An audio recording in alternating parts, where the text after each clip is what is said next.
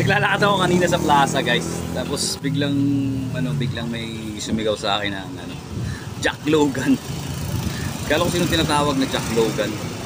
Ako pala. Ayaw, di ba? Ako ba si Jack Logan?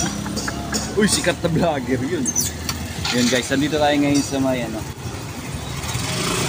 ba to? Hardware, may hardware dyan. Kasi kami ng tindahan ng gulay. Dito sa harapan ko naman, yan yung gasolinahan na hindi na gumagana. Tabi niyo yung Passion Outlet. At yung Centennial, yung vintage na bahay. Pagmamayari ng mga Garcia family. Ayan, doon yung papunta ng Jollibee. Ito yung hardware kanina na sinasabi ko dyan. Yan yung Jollibee, alright. Ito isa sa pinakamatandang bahay dito sa San Antonio, Zambales yan. Buhay pa, no? Galing, napanatili nila yan. Bali sa ilalim, siya, commercial building, paupahan ng sa mga nagbi-business. Yan, Passion Outlet.